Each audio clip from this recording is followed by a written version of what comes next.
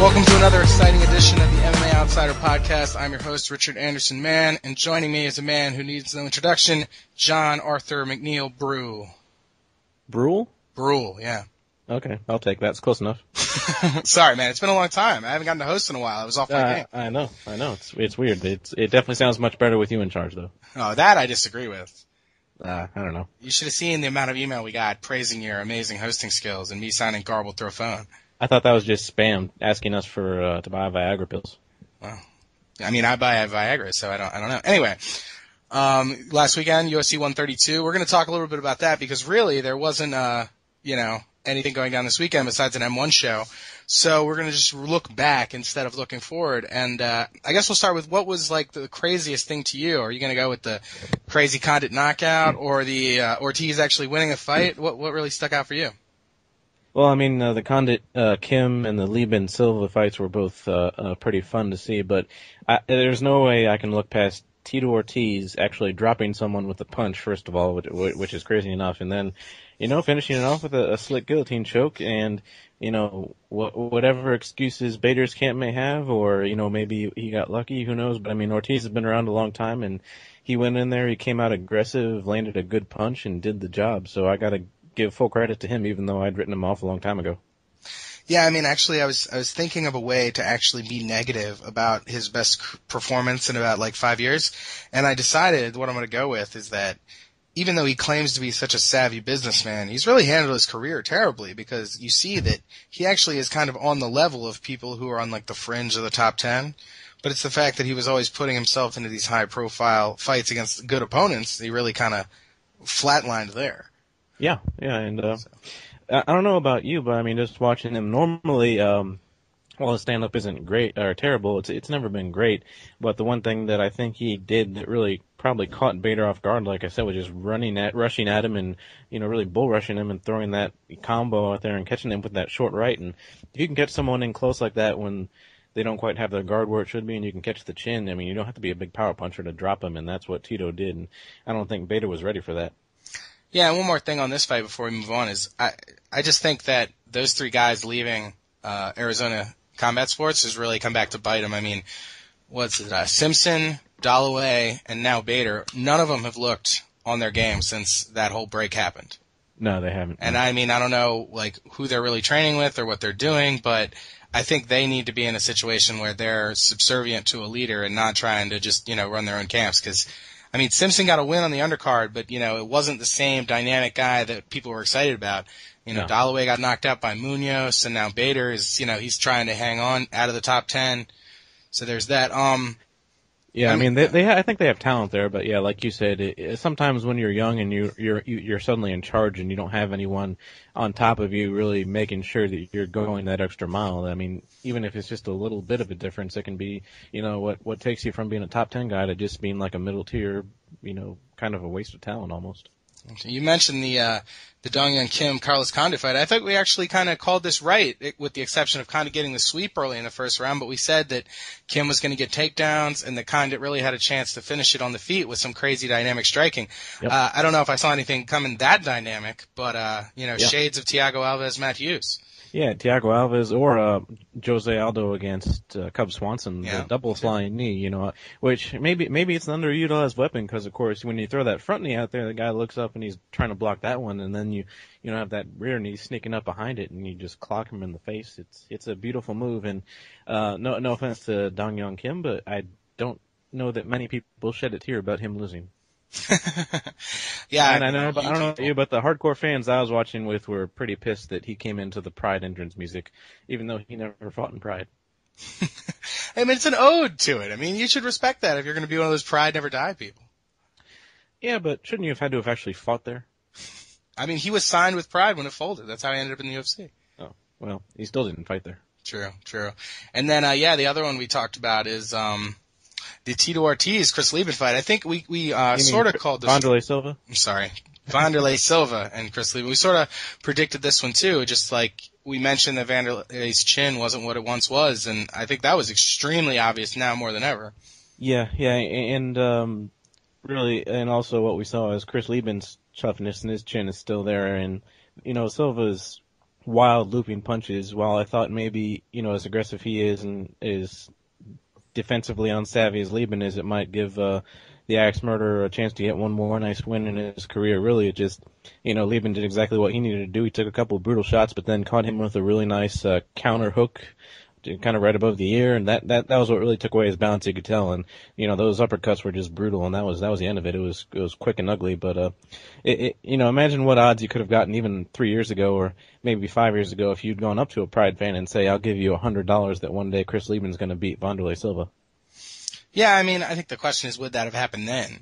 Because in his Pride career, one of his assets was the ability to take punishment and dish it out, and I think we're seeing that more and more now with fighters who are like that. It does have a toll on their body. I mean, we talk about someone like Wanderlei Silva. Not only did he have those wars in the Pride ring, but also at the Shootbox Academy. Yeah. I mean, I'm still shocked when I find out how young he is compared to some of the other fighters, because he just seems like he's, pushing 45.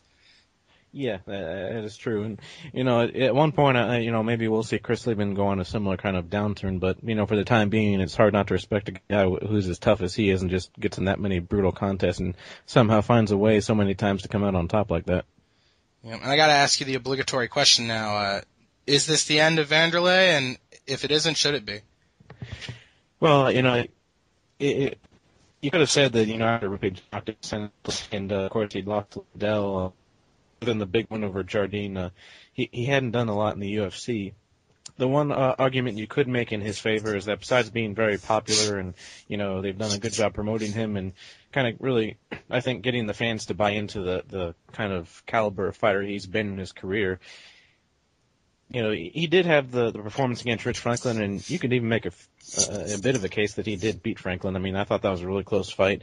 So, other than the Jardine win, he's had some decent performances. He didn't get completely blown out by Liddell way back when that fight happened, but really it almost feels like I'm just making excuses, and the fact is he's been, knocked out a few times really hard and really brutally, and I don't know how much he has left in the tank, but I mean, in the end it'll be up to him, but I don't know how many more performances he can have like that before Dana White's going to start making the same hints that he gave to Chuck Liddell once Liddell was starting to get knocked out too many times. Yeah, and just one more thing I want to touch on before we move on really to the meat of the show. It's amazing how the UFC was able to build Wanderlei Silva with re-showing fights on TV and with highlights. Because I was watching the fight with some extremely green fans, and you would have thought that their father was shot, and it's that these fans that weren't the same people who were staying up late at night to illegally stream Pride or waiting 3 weeks for the pay-per-view. Right. So, it's just the type of fighter that he was. People who weren't even there at the time are, touched by his fights just watching them replayed. So, I mean, I think that's really powerful, and I think he's made a serious impact on the sport. And whether he retires or not, I mean, his name is made for sure. Oh, yeah, definitely. He's a surefire Hall of Famer. But, it's definitely something, though, that he'll need to think about as far as how much longer he wants to continue. All right, so another one who made a big impact on the Spike TV undercard was lightweight Melvin Guillard. A lot of people seem to think that he's in the mix, and not just in the mix, but in the mix for the UFC lightweight title. What do you think about his performance and where he goes in the division? It's a good question. For a while, I'll admit I was doubting him. I thought Evan Dunham would be the guy to kind of bring him back down to earth just a little bit and, just get it on the ground and get him where he's weak, which is into the jiu-jitsu realm, and maybe find a way to submit him. And really the exact opposite happened. Dunham had no luck getting him down whatsoever. Guillard, has become much more adept at using his defensive wrestling, and of course he has some brutal, vicious power. So looking at, coming off the Dunham fight, I think was maybe when his stock was honestly the highest. One reason I'm not so long on him, first off, I don't know if you agree with me, but I actually think Shane Roller, no discredit to him, he's actually a step down from Dunham. And, you go back to the fight with, say, Jeremy Stevens, where that was the last opponent that I think Guillard has faced where he didn't have a pretty significant, physical and athletic speed advantage. Jeremy Stevens doesn't have the same kind of footwork that Guillard does, and that made the difference in that fight. But, Guillard has kind of feasted on guys who aren't really able to match, just his quickness and his power punching. And I think there's I was having an argument with some people that, that they think because of, his wrestling capabilities that he'd beat up on Edgar and Maynard. And I was like, wait just a minute. Let's just see what he can do first against maybe, I don't even know who might be next. I mean, Clay Guida would be the, most obvious choice if they weren't teammates. So, I don't know. I mean, Jim Miller has a fight coming up with Ben Henderson, but the only reason I don't think Jim Miller should have to do it is if he can beat Henderson, you'd like to think he'll get the title shot next. So, the other issue is, while I'm not totally sold on him as definitely being, top 3 guy, there's also not a whole hell of a lot of options. So I think they'll push him in there pretty soon. I mean, I think he's at the point where I think one more win and he's going to be, the next guy in line. Yeah, I mean, I don't know, it's just interesting to me because his last 2 performances have been great. I think one of the things we see in MMA is a lot of people become enamored with the fashion in which you beat someone and not necessarily the importance of the win. I mean, Shane Roller is a good win, but I don't think Shane Roller vaults anyone into the top 10. Evan Dunham was ranked very low in the top 10 at the time. Mm-hmm. But at the same time, Evan Dunham's always a slow starter, and, he just wasn't able to pull through against, Guillard. I just find it hard to believe that all these people are pushing for him for top 10 contention. I mean, he's won 5 in a row, but I mean, like, Waylon Lowe is not a UFC quality fighter.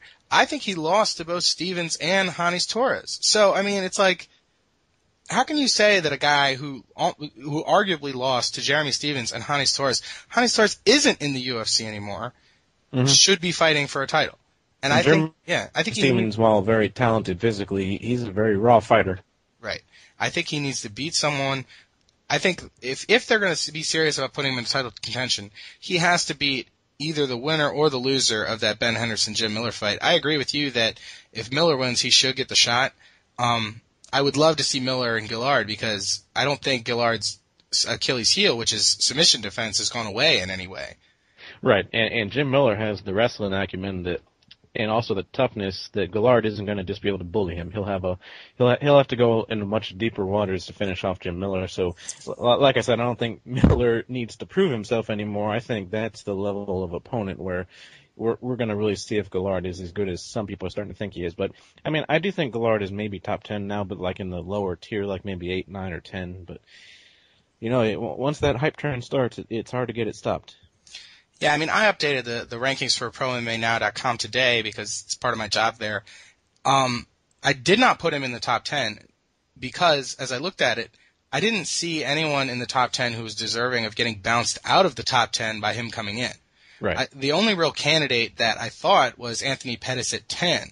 And I don't really think that Anthony Pettis should be pulled out because if you think about it, they both beat Shane Roller. Mm. And so it really comes down to a couple of wins and Evan Dunham versus a couple of wins and Ben Henderson. Yeah. And actually Anthony Pettis, I think, would be another interesting fight to see for really testing how good Melvin Guillard really is at this point. The only reason I don't think it'll happen is I think, being a former WEC champion and coming off of a tough loss against Guida, hate to sugarcoat it, but I think the UFC is going to try and get Pettis a little bit more of an easier win just to kind of move him back up. So, but yeah, that would be another interesting fight is Pettis Guillard. I think Pettis' defensive wrestling could use some work, but his dynamic striking would give Guillard a lot more to think about than what we saw against Shane Roller, though. For sure. And I mean, I think, Joe Silva's shown a penchant in the past to match guys who win with guys who win and guys who lose with guys who lose. I think it's interesting. A lot of people have brought up the fact that they would like to see Guillard face Clay Guida, and I think the fact that they're teammates kind of like shortchanging everyone because it seems like Guida is the kind of guy that if you can beat Clay Guida, you're in the title mix because he presents like a stylistic test and also like a cardio test. Right. And I think I feel like if he was to go out and fight a guy like Clay Guida and win, I would have no problem with him being in a title situation. So he's almost like shortchanging the fans and the media, but also himself.